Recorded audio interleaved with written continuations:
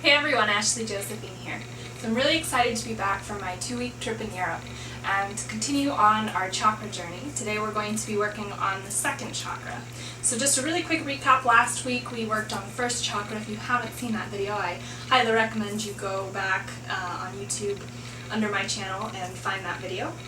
The first chakra is located at the very base of the spine, and it's all about creating a solid, strong foundation for yourself, both the physical body and also your entire life. I think that the chakras are important because it helps us manage our energy and understand where our energy is going and what type of energy we need to work with to live a life full of vitality and abundance. And so when we establish the first chakra, we set a baseline for a strong foundation, and that's super important as we move into the second chakra, which is located in the hips and the sexual organs. Often when we talk about the second chakra, you hear a lot about sexuality, and that's an important part of the second chakra for sure, but there's a little bit more to the second chakra than just sex.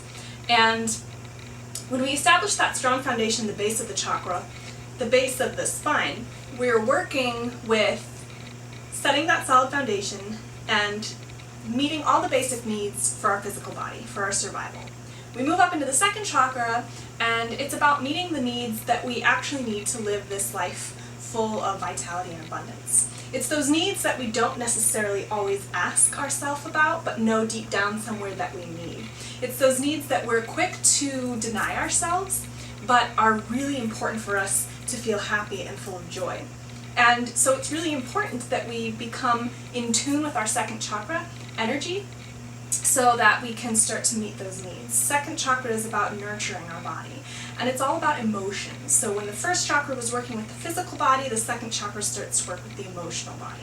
Now, I've been talking a lot about the relationship between the first and the second chakra, and you might see this in your daily life with your friends or acquaintances or people that you know.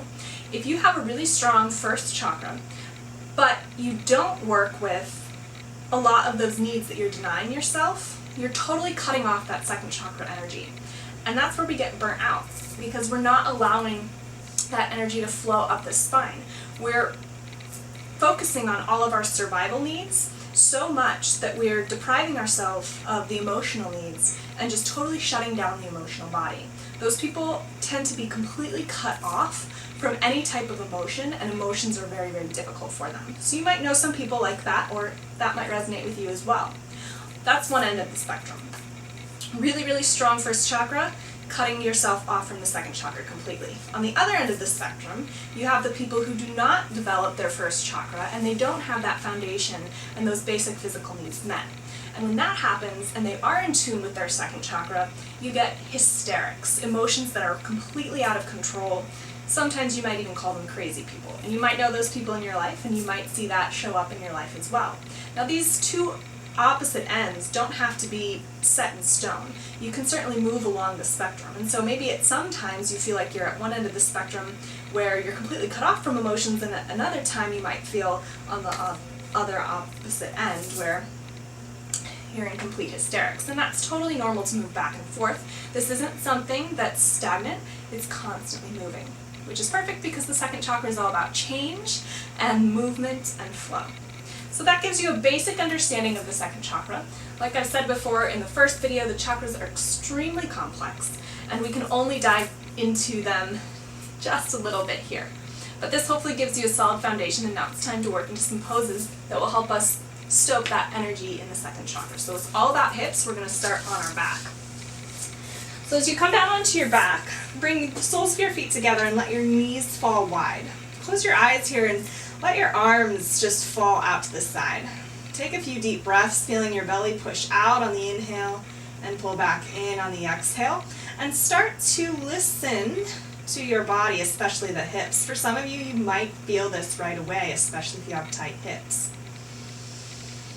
And for others, this might be no problem at all. You can always work with taking your feet out wider or longer, or bringing them closer into the body. Breathe here, just a couple breaths, starting to open up the hips. And see what it feels like in the hips. Really become in tune with the energy that's moving around in the hips. Is it tense? Is it open? Does it feel stuck? What do you feel in the hips here?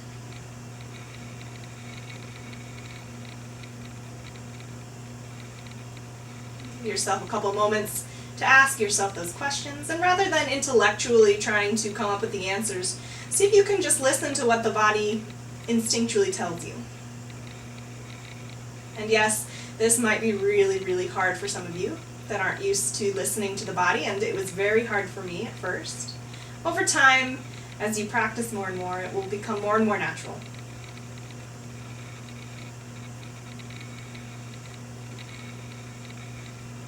So pull your knees into your chest and rock yourself up to seated. We're going to come into a frog squat. So you'll take your feet a little bit wider than hip widths apart. You're going to have to experiment with where your feet need to be here as well. It's different for everybody and depends on the tightness in the hips. Your elbows will come to the inside of the knees and you'll press the knees out and open and bring your hands to heart center. Now if you can get your heels to touch the ground, great. If not, that's okay. It's going to be a little bit more challenging with balance. If your hips are up here, that's okay, but we're working to keep a straight, long spine, sinking down into the hips, and ask yourself the same questions here. How does it feel? What are your hips saying? And maybe even start to ask yourself, what do you need? Take some deep breaths. This is a great pose because you can start to feel the base chakra energy too at the base of the spine. Starting to integrate the different chakras together.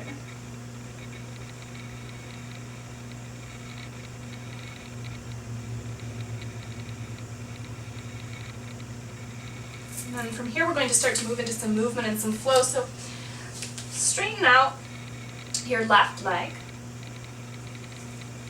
You can bring your hands down to the ground or you can have them up at heart center. However you want to work with this. We're going to move back and forth. I like to call this surfasana. Straightening out one leg and then the other. Really stretching out the hips, but adding in an element of flow, adding in an element of movement. And for some of you, especially those that like dance, you can add in an element of sensuality. Really start to see if you can melt into this experience and move whatever feels natural to you. Let yourself get into it. Maybe nobody's watching, so nobody really cares what you look like. And even if they are, who cares? Tell them to join in with you. It feels pretty good. It's great for stretching out the legs, for helping you to build confidence in yourself and self-image. Breathe as you move back and forth. And ask yourself the question, what do I need right here? How does the body need to respond? How does it need to move? There's really no right or wrong answer. That's going to be different for each and every one of us.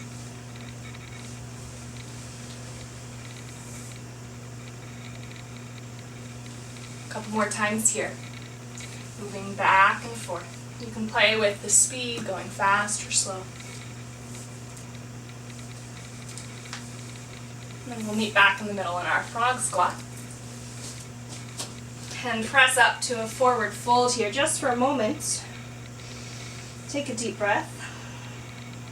And bring your feet out wide. Pull your heels in and your toes out and stand all the way up. Hands come up overhead. And then pull your palms down to heart center, plugging in the thumbs at the heart, and start to bend your knees. This is called goddess pose. So start to establish that strong foundation in the base of the spine by using the feet. So the feet are connecting to the ground, really press down into the feet. Important that the knees are moving in the same direction as the toes. Feel your tailbone tuck down into the ground. Pull your belly button up and in. Feel the hips opening up here, and close your eyes. Imagine yourself as a goddess, strong and powerful. Breathe in and out.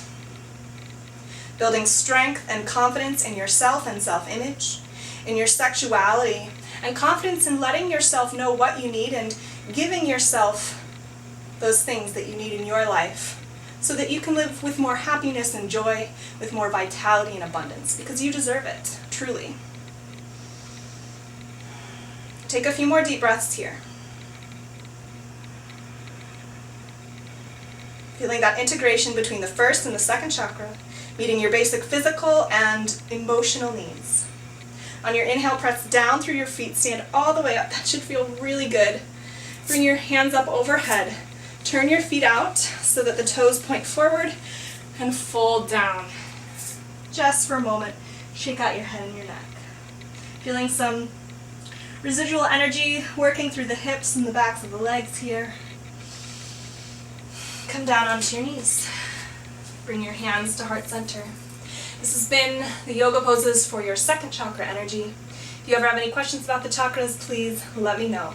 It's been my pleasure to guide you through this sequence today and help you learn more about the chakras. And I'll see you next week. Namaste.